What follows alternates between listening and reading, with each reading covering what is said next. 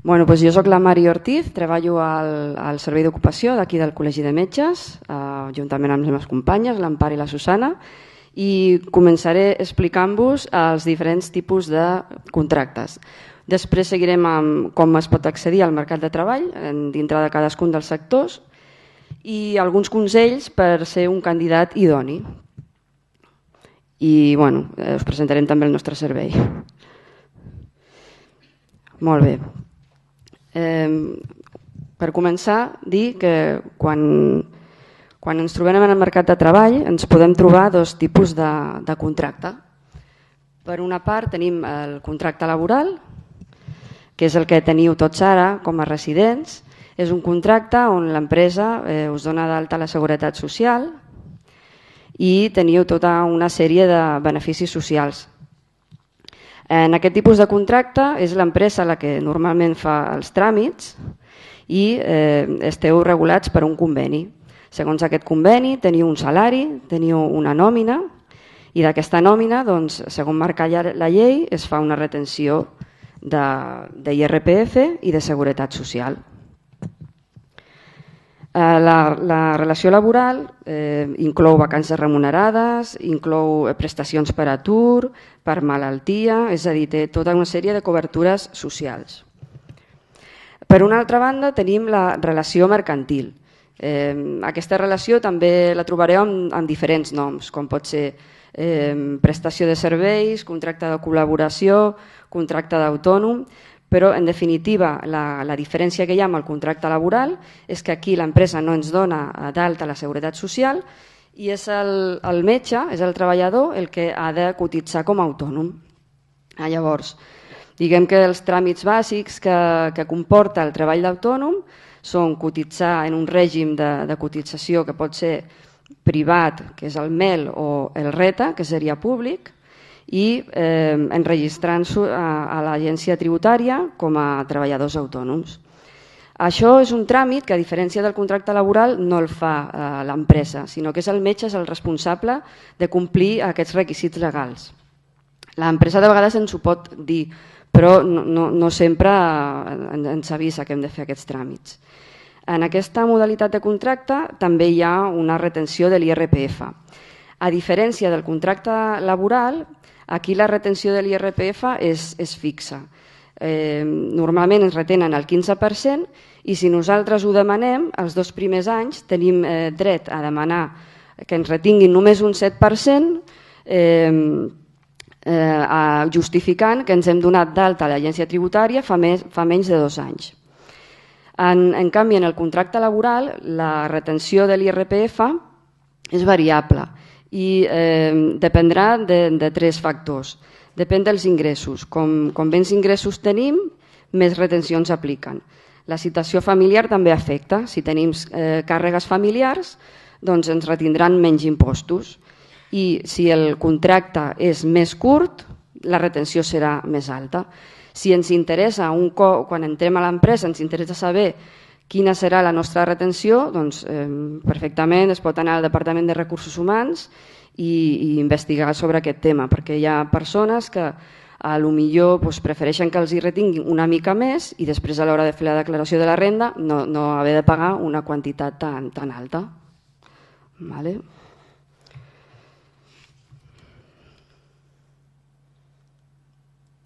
Això són altres característiques de la relació laboral o de la relació mercantil. En la relació laboral, el contracte laboral, existeix sempre un horari establert i definit. Tenim molt marcades les nostres responsabilitats, hi ha una dependència jeràrquica i normalment els mitjans de producció els posa l'empresa. Això és diferent sempre quan treballem per autònom, el que se diu activitat per compte propi també. Aquí, en teoria, l'horari el distribueix el mateix professional. La responsabilitat professional és personal. Aquí l'empresa no assumeix cap responsabilitat. No hi ha, en teoria, també una dependència jeràrquica i els mitjans de producció poden ser propietat del mateix professional. Quan dic que l'horari el distribueix el mateix professional i que la responsabilitat i que no existeix una dependència jeràrquica, dic en teoria perquè de vegades quan ens proposen un contracte en prestació de serveis, un centre mèdic privat o una clínica privada, és un pacte, no? Però sempre els centres intenten estipular tot això. És a dir, que si fos una activitat per compte propi pura, les característiques serien aquestes. El contracte en prestació de serveis que s'efectua amb els centres sanitaris, de vegades pot variar una mica aquestes característiques. Això són les diferents modalitats que hi ha dintre del contracte laboral. Llavors, contracte laboral ens poden fer un contracte indefinit, que és el que tothom en principi desitja. També ens poden fer contractes temporals. De contractes temporals hi ha molts tipus. Un d'ells es diu contracte d'obra i servei.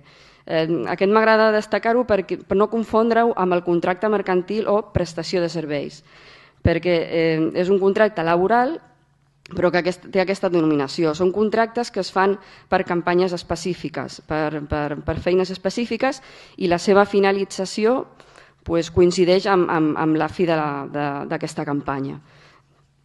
També tenim els contractes temporals eventuals per circumstàncies de la producció, que poden ser per campanyes de reforç, per grips, vacunacions, èpoques de l'any que potser hi ha una necessitat més alta de serveis sanitaris. Després estan les interinitats o les substitucions i també hi ha una modalitat de contracte que se'n diu predoctoral.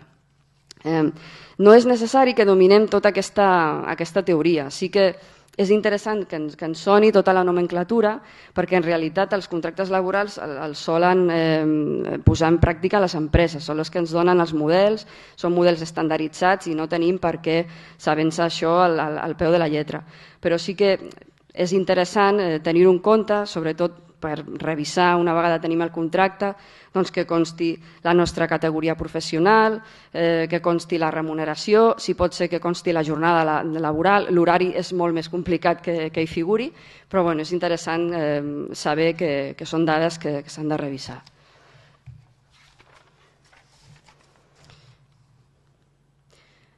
Dintre del sector sanitari hi ha molts convenis d'aplicació. Aquí hem fet un llistat de tots ells. El primer de tots, el conveni de l'ICS. Després tenim el conveni de la Siscat, que engloba tots els centres concertats de la xarxa sanitària concertada. Tenim el conveni de la sanitat privada. Després estan el conveni dels serveis de prevenció aliens.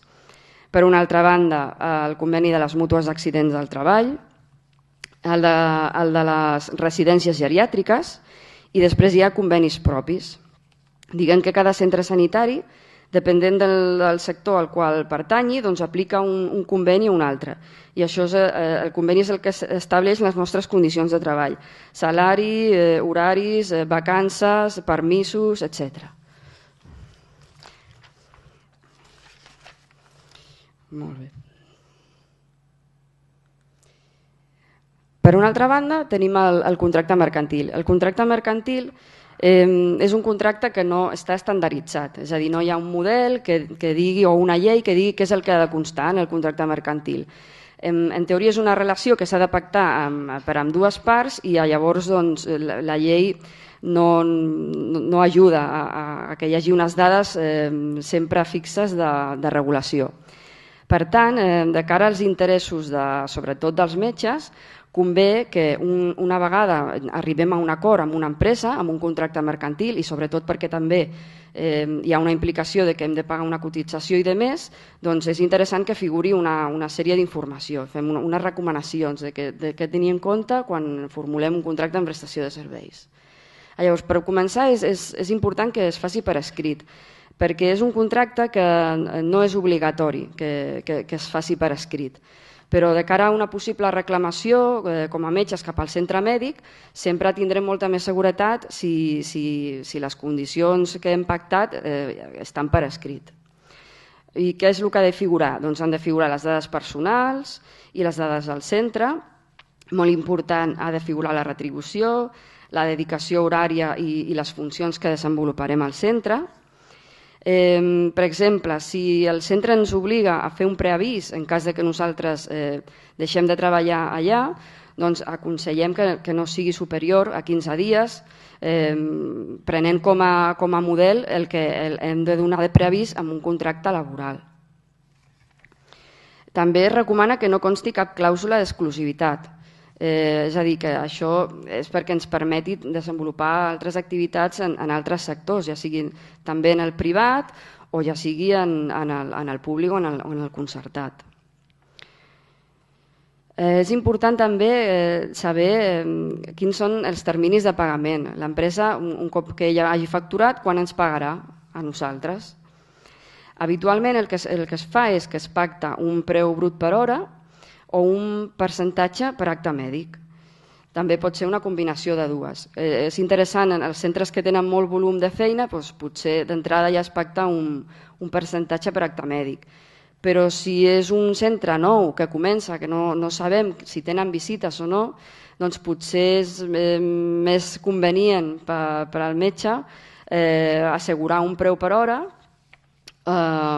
fins que aquest volum augmenti. També es pot fer una combinació de totes dues parts, posar un mínim per hora molt baix i sumar un percentatge per visita.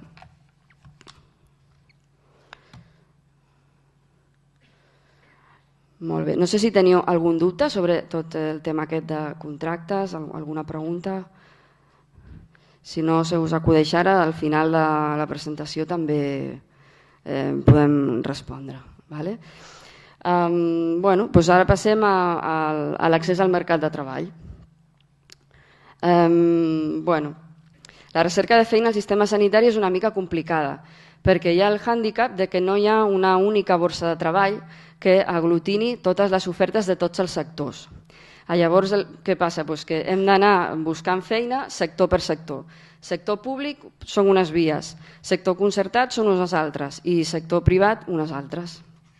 Llavors, això és una feina però que s'ha de fer en aquesta professió.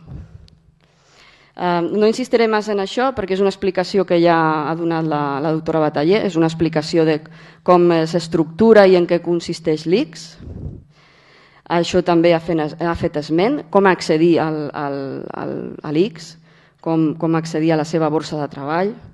Aquesta és la borsa de treball de l'ICS. Sabem que hi ha dificultats per inscriure, per el que ens expliquen els metges al servei, però clar, és una empresa que gestiona molts centres i val la pena fer l'esforç d'inscriure's a la borsa. Això és un exemple de com podem fer recerca de centres que pertanyen a l'ICS. El Departament de Salut té recursos a la web on buscar llistats de centre, etc. I seria una opció per fer candidatura espontània. Això és el sector concertat. El sector concertat és bastant complex, inclou molts centres tant d'atenció primària com hospitalària, com centres sociosanitaris, de salut mental, etc. I no té una borsa de treball que aglutini totes les seves ofertes. Amb la qual cosa la forma d'accés és a través de cada borsa de treball de cada consorci. La majoria de consorcis sanitaris tenen en el seu web una borsa de treball on enviar el currículum. Llavors es tracta d'aquells que més ens interessin, que tenen la nostra especialitat, doncs inscriure'n en ells.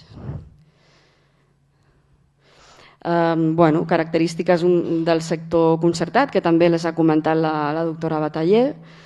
Cada centre estipula els seus criteris i procediments de selecció. Diguem que hi ha la possibilitat de ser contractat tant es tingui l'especialitat com s'acrediti experiència en aquella especialitat, existeix aquesta categoria professional. La temporalitat de la contractació ve determinada per les necessitats dels serveis i les ofertes de treball tenen diferents canals de ser anunciades, és a dir, no només la posen a la web, la poden posar en premsa, en pàgines web, al servei d'ocupació d'aquí del col·legi, a molts llocs.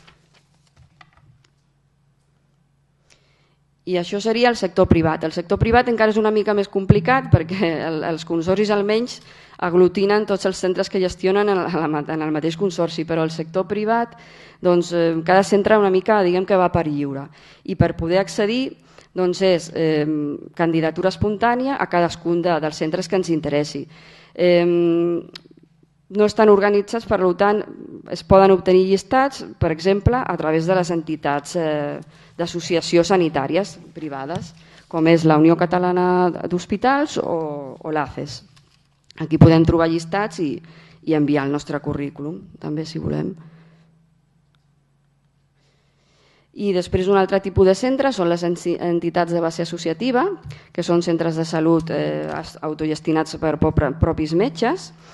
No és un volum molt gran, però si a algú li interessa enviar també el currículum en aquests centres, tenen una borsa de treball on es pot enviar el currículum indicant quin és el centre on ens interessa treballar i ells es posen en contacte amb nosaltres.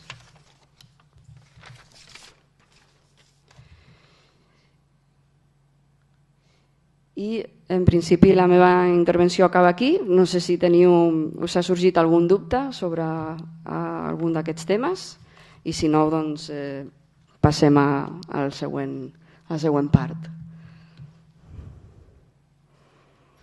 Molt bé, doncs gràcies i estarem aquí.